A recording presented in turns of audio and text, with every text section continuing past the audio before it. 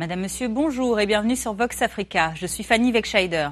Votre point quotidien sur l'actualité africaine et internationale, c'est tout de suite dans Vox Flash.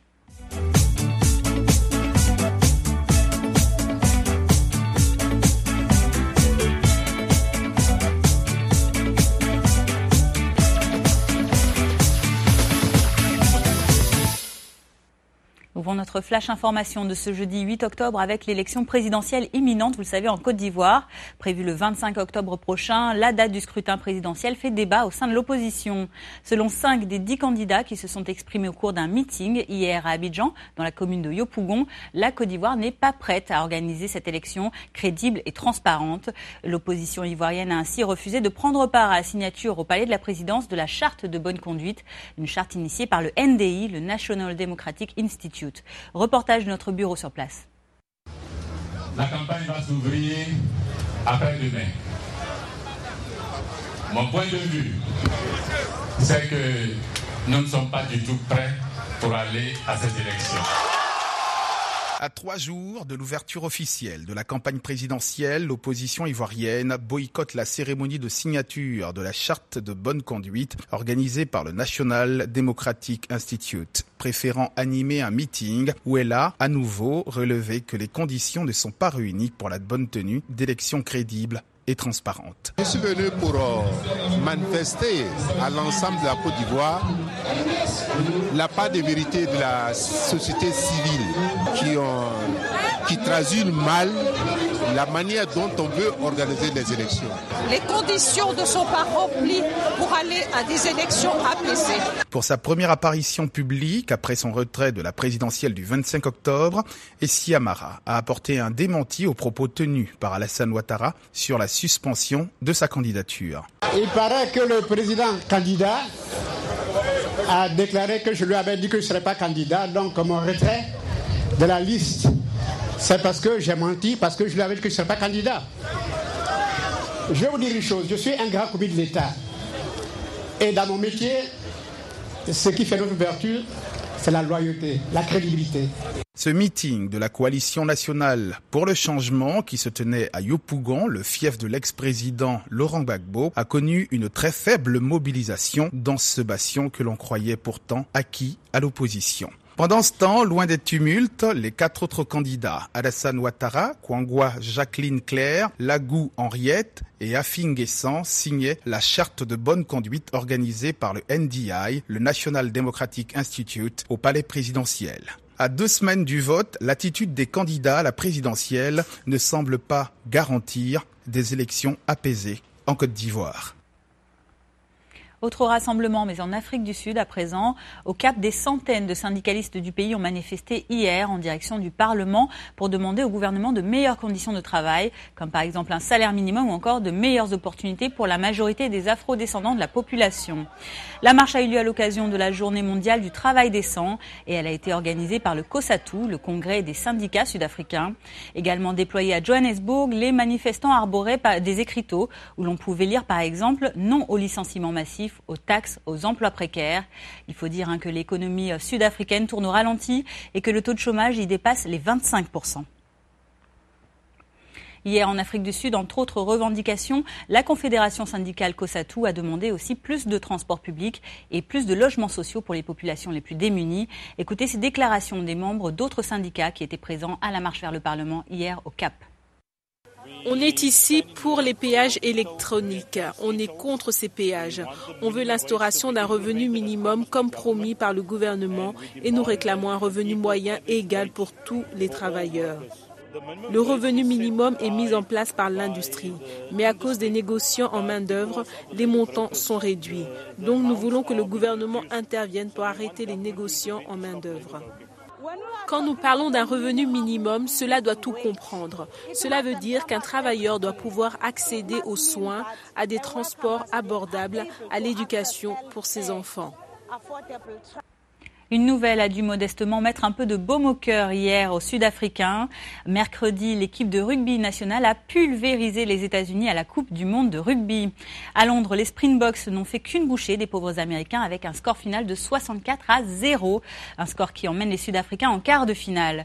L'homme du match était indéniablement Bryan Habana, l'ailier des Boks, auteur d'un triplé face aux États-Unis, rejoint désormais la légende Jonah Lomu, l'ailier du 15 néo-zélandais, en tête des meilleurs marqueur d'essai de l'histoire de la Coupe du Monde avec 15 réalisations. Écoutez.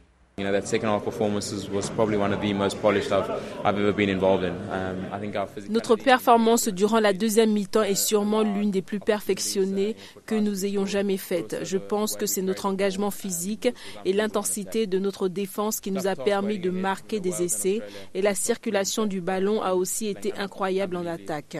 Pouvoir égaler le record de Jonah Lomu, c'est vraiment un moment d'humilité. La façon dont il a changé le jeu, la façon dont laquelle il a rendu au rugby quelque chose que personne n'avait jamais pensé de possible, et la façon dont laquelle il est devenu une superstar mondiale, la première superstar que la discipline n'avait jamais vue, est pour moi un grand privilège, et je suis honoré de pouvoir l'appeler une légende. C'est dur d'attendre avant le pays de Galles et l'Australie, deux des meilleures équipes qui jouent incroyablement bien ces derniers temps et deux équipes contre qui nous avons perdu nos derniers matchs. Donc on sait à quel point ce dernier effort sera dur, mais on a hâte de relever le défi. Après l'accord récent sur un possible remède contre Ebola, autre bonne nouvelle concernant le virus. L'Organisation mondiale de la santé a annoncé hier, depuis son siège genevois, qu'une semaine entière s'était écoulée sans aucun cas de la maladie depuis le mois de mars 2014. La semaine en question est celle qui s'est terminée le 4 octobre dernier. Vous le savez, l'épidémie d'Ebola qui frappe l'Afrique de l'Ouest a fait, selon les derniers bilans, 11 312 morts sur un total de 28 457 personnes contaminées depuis décembre 2013, et ce majoritairement en Sierra Leone, au Libéria ou encore en Guinée. L'espoir de l'éradication prochaine d'Ebola est toutefois permis puisque le Libéria a été déclaré libre de la contagion et que seuls quelques cas ont encore été recensés en septembre en Guinée et en Sierra Leone. Corruption supposée au sein de l'Organisation des Nations Unies. John Ash, un ancien président de l'Assemblée générale de l'ONU, est mis en cause. L'homme qui avait présidé la 68e session de l'Assemblée générale des Nations Unies entre septembre 2013 et septembre 2014 est accusé par les autorités américaines d'avoir accepté plus d'1 million de dollars de pots de vin. Des dessous-tables attribuées en contrepartie de son aide à la réalisation de projets immobiliers. Cet ancien ambassadeur d'Antigua et Barbuda auprès des Nations Unies a été interpellé mardi par les autorités.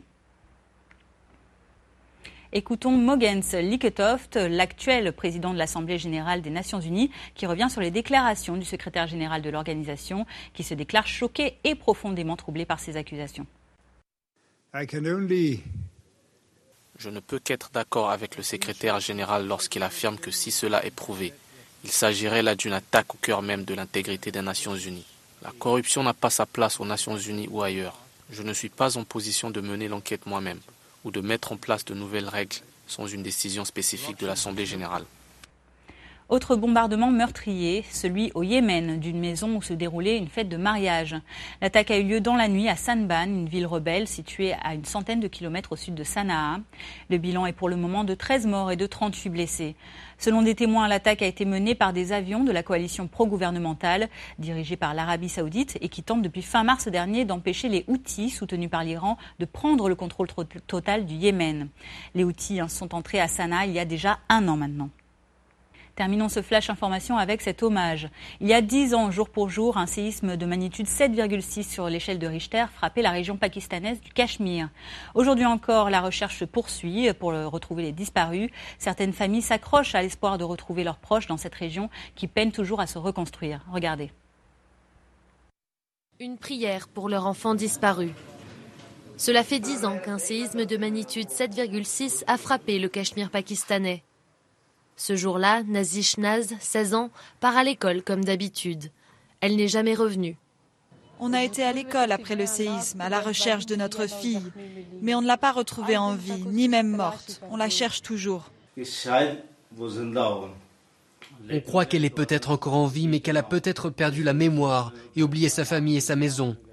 Si Dieu le veut, nous poursuivrons nos efforts pour retrouver sa trace, tant que nous serons encore en vie tous les deux. C'était en 2005, le séisme le plus dévastateur de l'histoire du Pakistan. 73 000 morts et presque 2 fois plus de blessés. Selon la Croix-Rouge, 576 personnes ont été portées disparues après la catastrophe. La Croix-Rouge a réussi à retrouver 348 de ces 576 personnes. Malheureusement, 79 d'entre elles étaient décédées. Les 228 cas restants sont ceux de personnes que nous n'avons pas retrouvées parce que nous n'avions aucune indication sur l'endroit où elles pouvaient se trouver.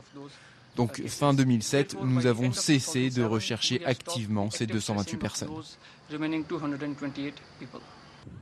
Les chances de les retrouver aujourd'hui sont pratiquement nulles. À la suite du séisme, 3,5 millions de personnes se sont retrouvées sans abri. 10 ans plus tard, la reconstruction fait du surplace et les dégâts sont toujours visibles, rendant les blessures à la fois matérielles et psychologiques d'autant plus longues à guérir. Voilà, c'est la fin de ce Vox Flash du jeudi 8 octobre. Merci à vous de l'avoir suivi. Je vous donne rendez-vous demain vendredi pour votre point quotidien sur l'actualité. D'ici là, passez une très bonne journée. À demain.